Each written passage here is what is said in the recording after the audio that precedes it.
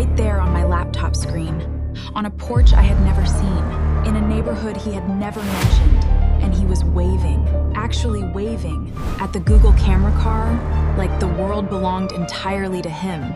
Here is what nobody tells you about the moment everything becomes clear. It does not arrive with a confession. It does not arrive with a fight. Sometimes it arrives on a Tuesday afternoon when you are just trying to find parking near a restaurant.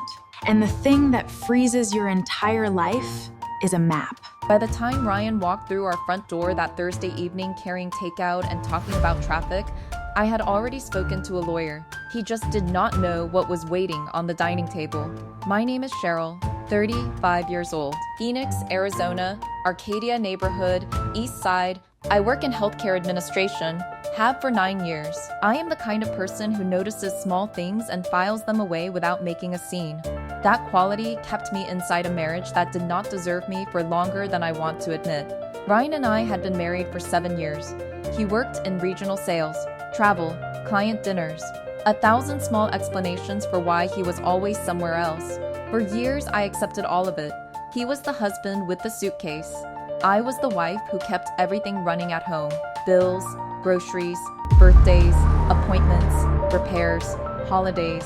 All of it passed through my hands quietly while he moved through the world like a man with nothing to manage. He used to tell people I made life easy for him.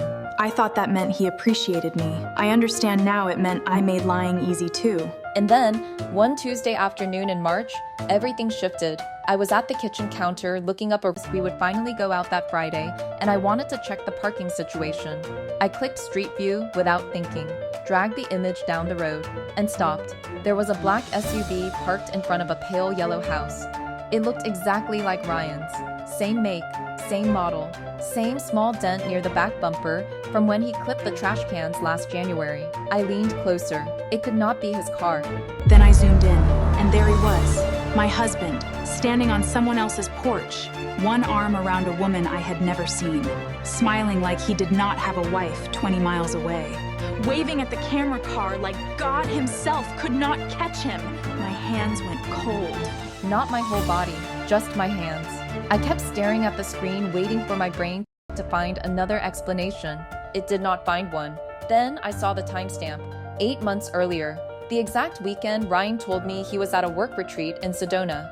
I remembered that weekend immediately because I had the flu and he kept texting me, wish I was there. Meetings all day. Miss you. I sat down so fast I nearly missed the chair. There was a coffee mug on the counter I had just poured and not touched. I stared at it for 4 minutes before I moved again. I took screenshots, then more screenshots. Then I emailed everything to myself and uploaded it to cloud storage and sat back down and did not say a single word to anyone for the rest of that afternoon. That night, Ryan came home, kissed my cheek, loosened his tie, asked what I wanted for dinner. I looked at his face and thought about how many times he had come home smiling after seeing her. I did not confront him, not yet. Men like Ryan survive on speed. They explain fast. They perform fast. I knew if I moved too soon, he would start managing the story before I had everything I needed, so I waited. The next morning, I found the address, searched the county property records. Nicole Turner.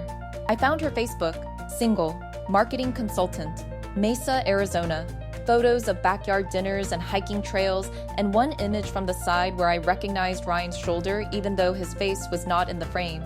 By noon, I had a folder. By 3 p.m., I had called a divorce attorney. Her name was Paula Reed. First thing she said after I showed her the screenshots, "Do not tell him you know. Not yet. If there is one lie, there are usually 20. She was right. Over the next 2 weeks, I went through everything. Bank statements, toll records, hotel points, credit card charges, restaurant charges in Mesa, gas purchases near Nicole's neighborhood, a flower delivery on Valentine's week that never came to me. He even bought patio lights from our joint account the same week she posted that her backyard was finally perfect. The laziness of it made me angrier than the betrayal, because lazy cheaters stop hiding. They start trusting your devotion more than their own carefulness. There was one Saturday morning in April, 10:14 a.m. I parked across the street from the yellow house and waited. Ryan's SUV was in the driveway. The front door opened. Nicole came out first. Coffee mug, oversized sweatshirt. She looked completely normal. Then Ryan came out behind her, touched the small of her back, kissed her shoulder like a man who had nowhere else he needed to be. I gripped my steering wheel until my fingers hurt, not because I wanted him back, because I suddenly understood how many versions of himself he had been giving away while I stayed home, maintaining the one he left with me. I took photographs. Then I drove home. And I kept preparing. The confrontation happened on a Thursday evening in May, 7:08 p.m. He walked in carrying takeout, talking about traffic on the I-10. He stopped talking the moment he saw the dining table. Google Maps screenshot in the center, bank records on one side, my photographs from outside Nicole's house on the other. He looked at them, then at me. Not guilt first, recognition, because before he looked at my face, he already knew exactly what I had found. Cheryl, he said, I can explain. I laughed. Not because it was funny, because it was so completely predictable. Google already did, I said. He stared at the Street View printout like it might disappear if he blinked at it long enough. Then came the performance. It was not serious. It was a mistake. It was already ending. He felt lonely. We had been distant. He never meant to hurt me. Then, he said the thing that told me exactly who he actually was. I didn't think you'd ever find out. Not. I am sorry. Not. I should not have done this. Just surprise. He was not sorry he had done it. He was sorry the camera car had frozen one careless waving second he could not talk his way out of. I handed him Paula's card and the divorce papers. He looked at both and then back at me. You already filed? Yes. I said. His face changed then. The confidence cracked for the first time all night. He tried crying after that. Real tears. Said Nicole meant nothing. Said he loved me. Said we could fix this. I believed one part of that. He had messed up, but not in the way he meant. He messed up the moment he assumed I would keep being the woman who made everything easy. He packed a bag and went to his mother's house that night. You need to think about this carefully, Cheryl. Marriage is complicated. Men make mistakes. No, Linda, I'm done. This is over. I let her finish. Then I said no. He did not make one mistake. He built a routine. She went quiet after that. The divorce moved fast. Paula was excellent, and Ryan was not nearly as intelligent as he believed. Once we dug further, more lies, more hidden weekends, more overlap between the life he promised me and the one he was staging in Mesa. At one point, he actually asked whether the Google Maps image was legally admissible. Paula smiled. Your arm around another woman on a date you claim to be out of town? Yes, very. That screenshot became Exhibit A. Nicole eventually found out through the legal process that he was still married. She sent me one message. I'm sorry, I didn't know. I believed her. I never answered, but I believed her. The divorce was finalized 6 months after that Tuesday afternoon at the kitchen counter. I sold the dining table, painted the bedroom a color Ryan always said was too much. It is not too much. It is exactly right.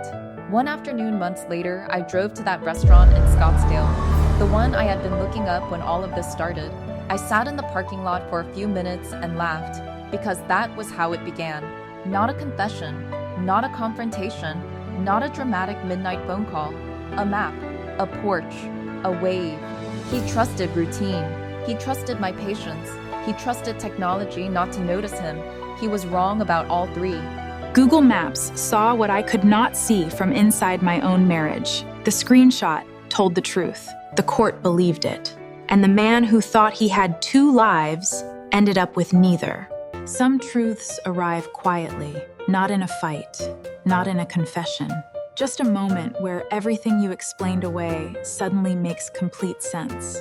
Tell me in the comments tonight, what was yours? And if you know someone still explaining things away by, send her this. She needs it more than you know.